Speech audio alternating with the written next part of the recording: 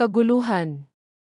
Baka magkaroon ng bintangan at pag-aaway-away kung sino ang aswang sa aming lugar. Kaya minabuti kong humingi sa inyo ng tulong upang maliwanagan ang misteryo at hiwagang bumabalot sa aming bayan ngayon. Sana ay naunawaan niyo ang aming kalagayan. Lubos na gumagalang, Tomas Claudio Lopez Pez. Kung sakaling maisipan niyong magtungo sa amin ay si Hugo Lopez ang inyong hanapin. Siya ang aking lolo. Nagpapauna lamang ako, wala kaming kuryente at tubig bukal ang aming inumin. Salamat muli, natapos ng basahin ni Joe ang sulat ni Tomas. Matagal na hindi nakapagsalita ang lahat. Nagpapakiramdaman ang isa't isa, aswang maganda yatang misteryo to. Ano sa tingin nyo, guys, si Taba ang hindi nakatiis? Totoo nga kaya ang aswang? No dice, kathang-isip lang ang mga yan, no, sagot ni Kiko, kathang-isip nga, pero isipin nyo naman hanggang sa ngayon, nakarating na ang tao sa buwan at computerized na ang bawat takbo ng buhay, pero may naniniwala pa rin sa aswang, sambit ni Joe. Anong gagawin natin, pagtutulungan ba nating masolve ang misteryong inaalok ni Thomas? Tanong ni Gino sa lahat, to see is to believe, ang motto ko, kaya sama ko dyan.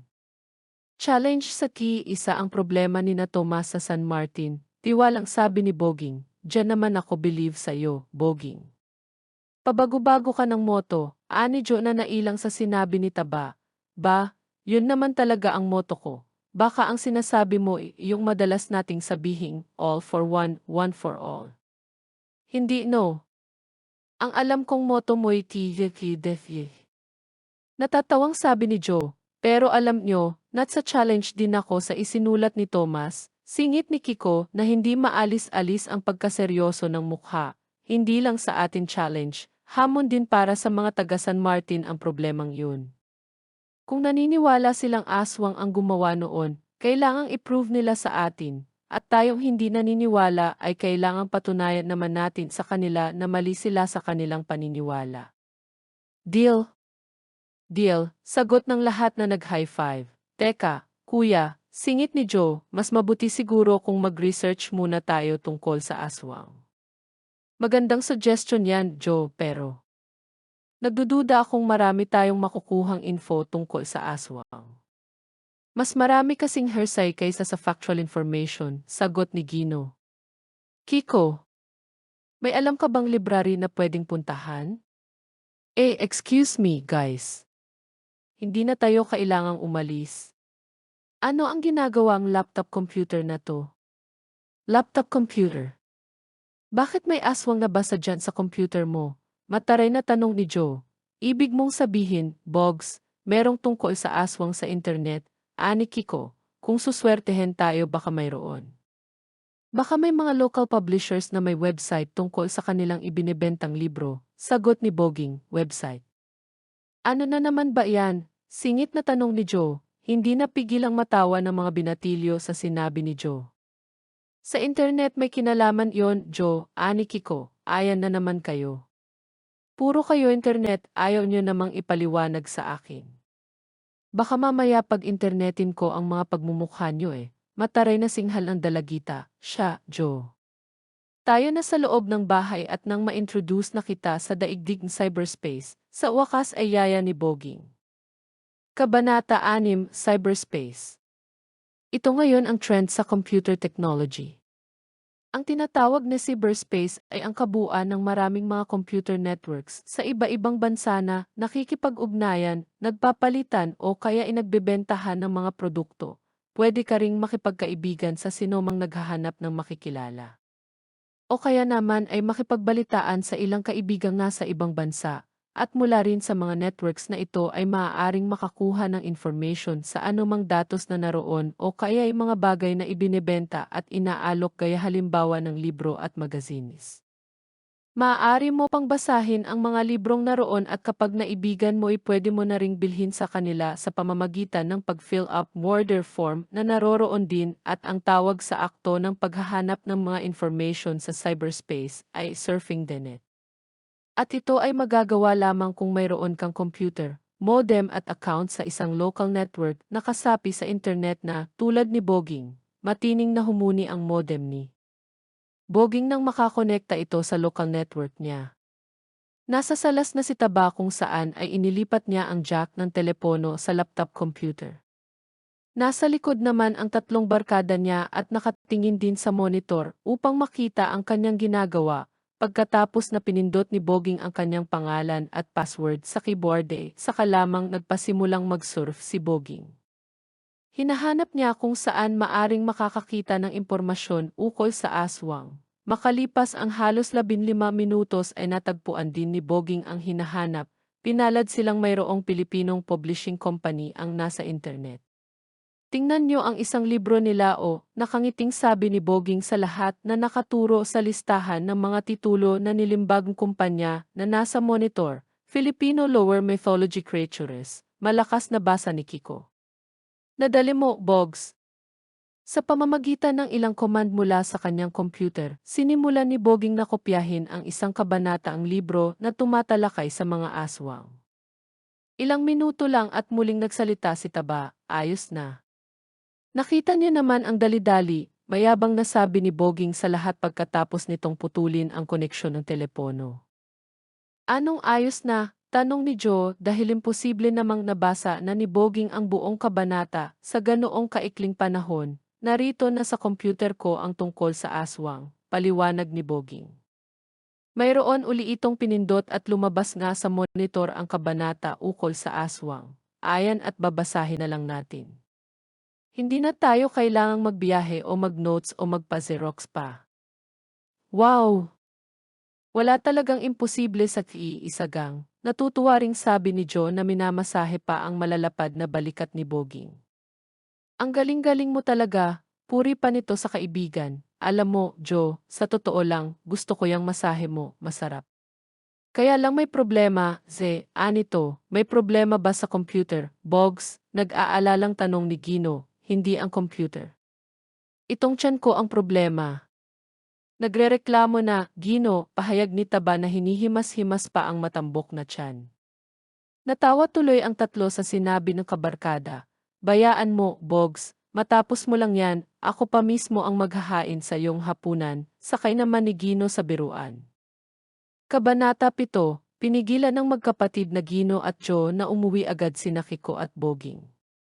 Doon na nila pinaghapunan ang dalawa upang pagkatapos ay mapag-usapan ang kasong isinulat ni Thomas. Nasa loob na uli ng clubhouse ang barkada. Nakaupo silang nakapaikot sa sahig. Pinag-uusapan ng apat ang nakuha ni Boging na kabanata sa A Filipino Lower Mythology Creatures.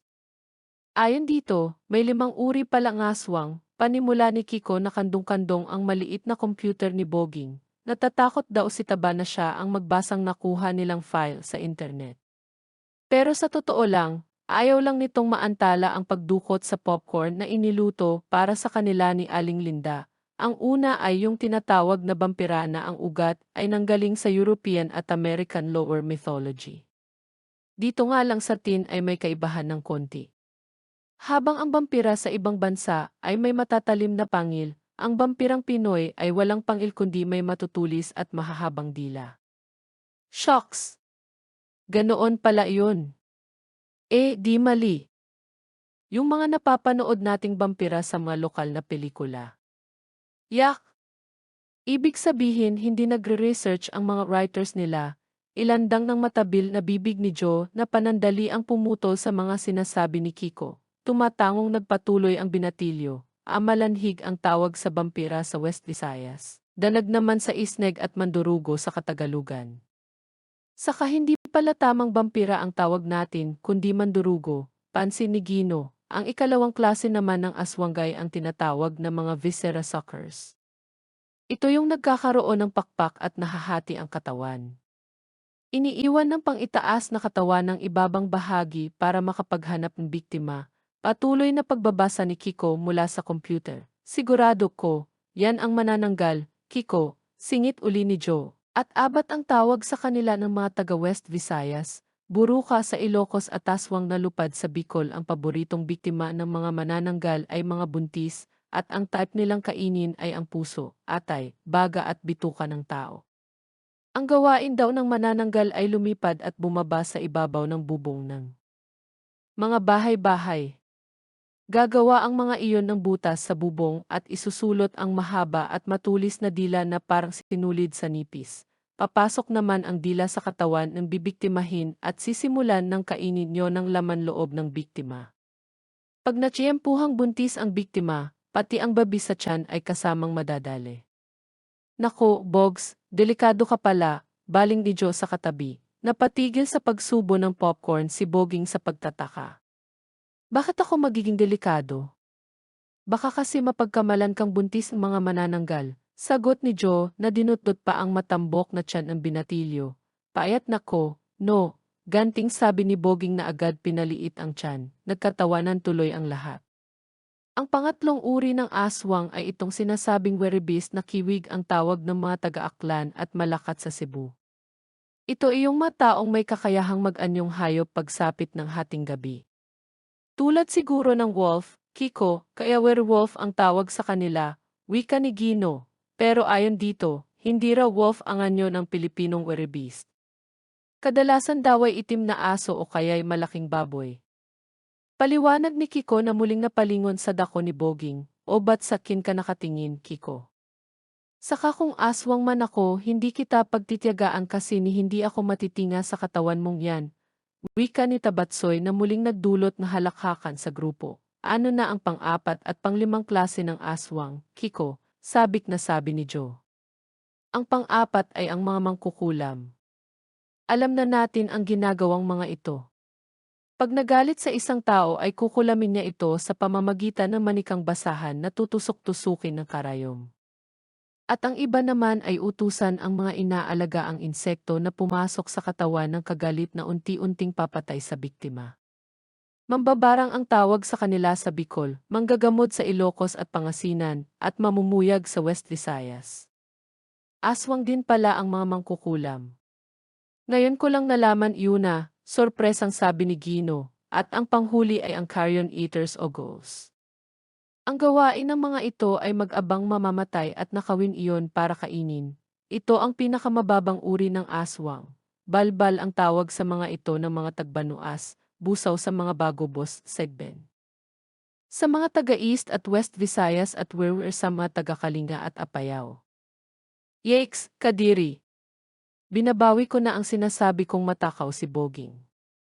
May mas matakaw pa pala at Kadiri talaga, napapangiwing sabi ni Joe. Pero alam nyo, marami pa tayong makukuhang impormasyon na wala dyan at naniniwala akong kabilang din sa mga aswang, pagbibida ni Gino, tulad ng tanong ni Kiko. Gaya ng kinikwento ng lola namin, yung kantanod. Ano naman yon? Si Boging, plain and simple na tao lang daw ang kantanod pero pag may naaamoy na buntis ay hindi iyon mapakali. Pupunta raw yun sa tabing bahay ng buntis at walang gagawin kundi umupo lang doon at amuyin ang scent ng baby na nasa loob ng tiyan ng ina. Pag umalis na ang kantanod, wala na rin daw yung baby sa tiyan at magiging mass of blood na lang. Ani Gino ay, kuya. Naaalala ko pa ang kwentong iyan ni Lola, wika ni Joe na medyo nakaramdam ng takot. Hindi nakaligtas iyong kay Gino. Oo Joe, masyado mo naman yatang dinidibdib tong mga aswang-aswang na to. Baka nalilimutan mong kabilang ang mga aswang sa alamat ng Pilipino. Folktales lang ang mga iyan. Nga, Joe, dagdag ni Kiko. Gaya ng Masirena, Higante, Shokoy, Duwende na kasama nina Pedro Penduko, Bernardo Carpio, Mariang Makiling, Lamang, Mariang Sinukuan at marami pang iba. Mula lang sa ating makukulay na alamat ang mga yan. Pinatay at isinara na ni Kiko ang computer ni Boging. May naalala rin akong kwento tungkol sa aswang na nabasa kong naganap nitong Phil-American War. May isang bundok daw na hindi mapasok ng mga Amerikano dahil nasasakupan ng mga Pilipinong sundalo. Kakaunti lang daw ang mga Kano kaya hindi nila kayang lumaban ng sabayan. Pero nadaig pa rin nila ang mga Pilipino sa tulong ng aswang. Tinulungan sila ng aswang, bulalas ni Boging, hindi totoong aswang, Bogs, iling ni Kiko. Para mapaalis sa lugar na iyon ang kalaban, humuli ang mga Kano ng isang Pilipino lang. At nang mapatay nila iyon ay nalisan nila ng dugo ang kawawang sundalo at sinugatan nila iyon para magmukhang biktima ng aswang. Tapos ay inilagay nila ang bangkay sa lugar na matatagpuan ng mga kasamahan nito. At tama ang mga kano nang makita ng ibang Pilipinong sundalo ang